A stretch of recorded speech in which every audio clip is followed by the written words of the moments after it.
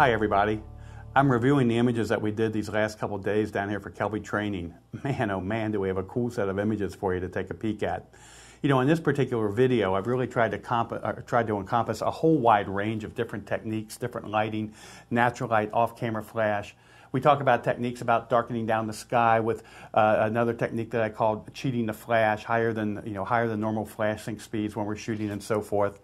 We went from the park, we ended up down to the church, and in the church segment we tried to create as many different shots as we could within the church location without using the same location twice within the church. So let me say that again. It's not about how many pictures I took, but it's how many different segments of the church we were able to walk through and create this many new and different compositions. I think we hit, 12, 13, or 14 different locations.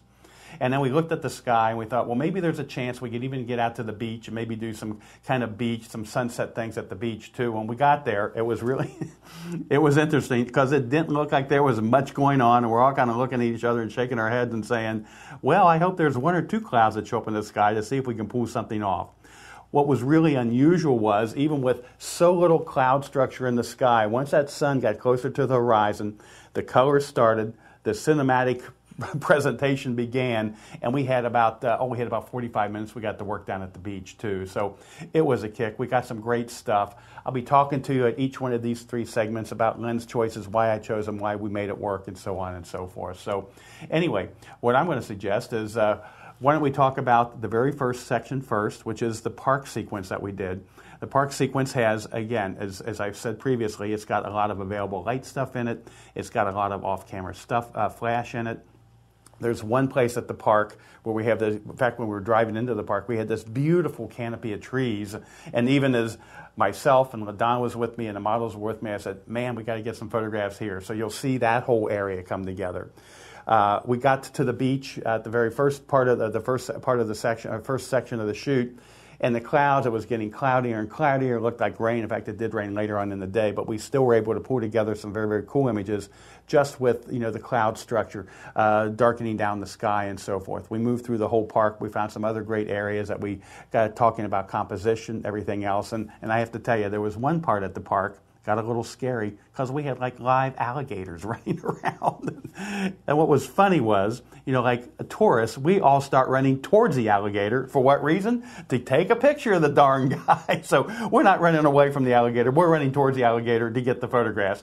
Granted, we had some telephoto lenses, but it's kind of funny, You got that alligator pretty tight in the viewfinder, and you're still about 30 feet away, and you think, I can get closer. I can get a tighter shot of the alligator.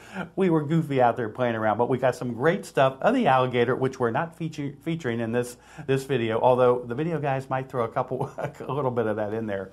But the best part, getting back to the photography part, the best part was how the lighting was. We started out that day, white poofy clouds, blue sky. As we moved through the day, even getting down to the church and so forth, things got darker and darker and darker. But anyway, by the time we got to the park, later on in the afternoon, we had pretty heavy cloud cover, and I was making a joke. I said, what's this about sunny Florida? Where's the sun down here? But the beautiful cloud cover gave us some absolutely marvelous, marvelous lighting for our subjects, for our bride and our groom. So that's what we're going to talk about in this first section, heading down to the park. So why don't we head over and let's just take a peek at what we did down there. All right, here we are in another location, and what time of the day is it? It's about high noon, just shortly after noon, about 12:30, 1:45 right now. And for wedding photographers, we have to work in these kinds of conditions all the time. The light is not optimum all the time. And I thought what would be cool is see how can we really solve some of the problems we encounter on a wedding day shoot in this kind of a situation. So we're here at the park, we're here at Water's Edge. As you look around, you can see we're at the edge of the shade right here. The sun's over here. Where am I going to put my subject, and exactly how do I want to position my subject against the background? What kind of background am I going to be looking for here? Do I want to use the trees? Maybe. Do I want to use the clouds? Maybe. Do I want to use some of the blue sky over behind or up to my left? Maybe I want to do that too. I thought what we would do in this video, in this segment anyway, is just explore some of the different possibilities of what we can do with our bride and groom in this location and see if we can get some pretty photographs of them in maybe just a little bit more challenging situation. So why don't we head to the gear bag? I'm going to make some choices on what lenses I want to use. I'm thinking as I look out over here, I got the clouds. I wish I could see a bit more blue sky. We got a little bit there. My first inclination would probably be to use a long lens, let all that stuff kind of go softly out of focus. But then also in my mind, I'm thinking, well, we got the sky kind of opening up here with some neat clouds formation. Maybe what I'll do then is, maybe I'll do a wide angle lens. I'm going to start with our groom first, and I'm thinking I'm going to go to the wide angle lens. Now the thing is, I can't put him in the sun. We got the bright sun hitting me right now. It's feeling awful on me. I'm kind of in squint mode right here.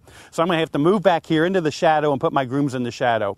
Once I've got the groom, or any of my, whether my bride or my groom, once I have them in the shadow, I have them in very, very soft light. And then once I got them in soft light, well, that's when I can bring in the magic of my off-camera flash and really put some highlights next to shadows and create that detailed definition and color saturation that I love in my images. So let's go ahead and do that. Let's dig into the gear bag. I'm probably going to pull out a wide-angle lens and let's get started.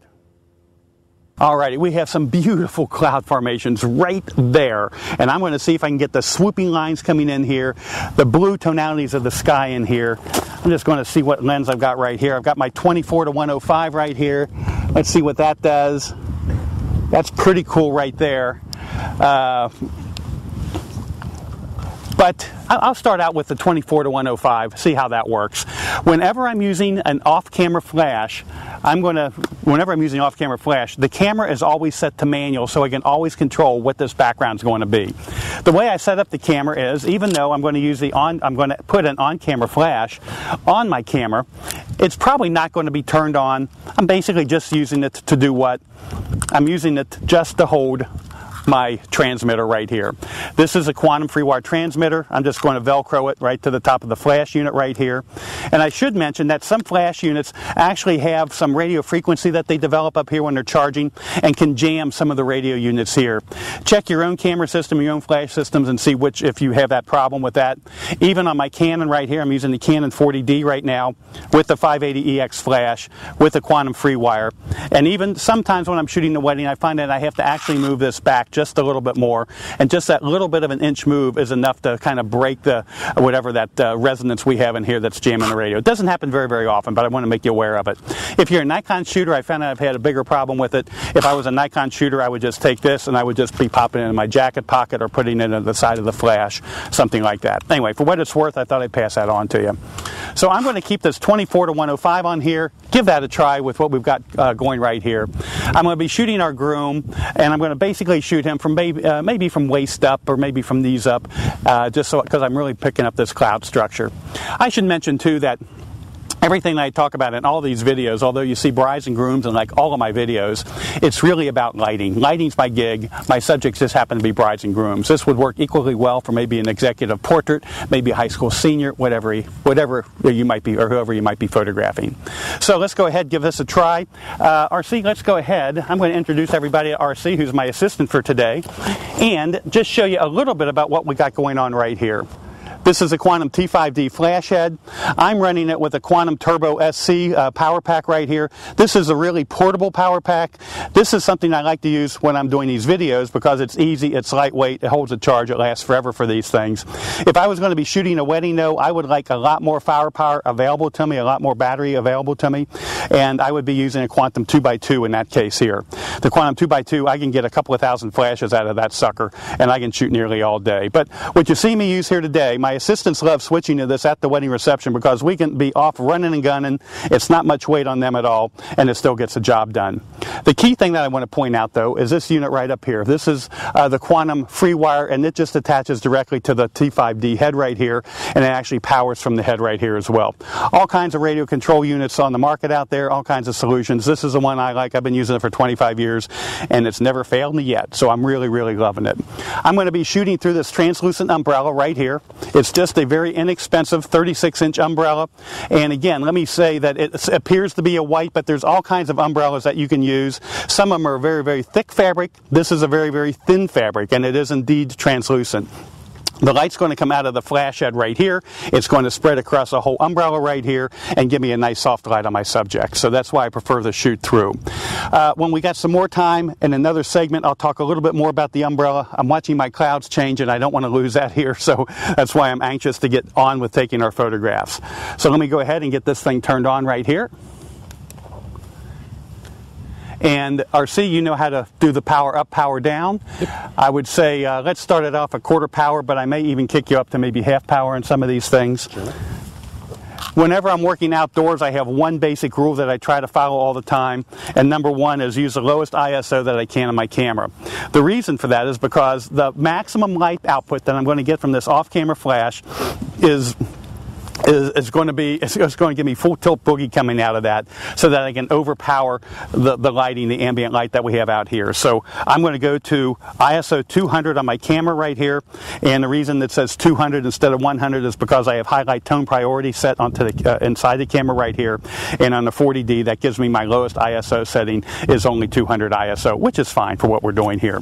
I'm going to select my aperture convenience, which is probably going to be around 5.6. That may change out here. We'll have to see how it kind of meters out here. So I'm going to go ahead, let's get 5.6 set. I'm just going to do a quick meter of the clouds right here. 5.6 isn't going to work. What I'm going to have to do is just take my shutter speed up, or not my shutter speed, but my f-stop up to, I want to get those clouds. Right now I'm getting like an F18 meter reading. F18, when you take a reflective meter reading off of anything, it tries to turn it into a neutral gray. Well, these clouds aren't neutral gray, so even though it's saying F18 to give me neutral gray, I know that I can go ahead and I can take it down to a 16, an f-stop we're more familiar with, or maybe even F11. I think I'm going to start it with F11 and see where we start out. That's against my shutter speed of a 250th of a second. Now at F11, that means I'm going to have RC on pretty much firepower coming out of that flash unit. Depends on how close we're going to have him to our groom, Christian, who we'll introduce in just a second here. But let's go ahead and start with this right here.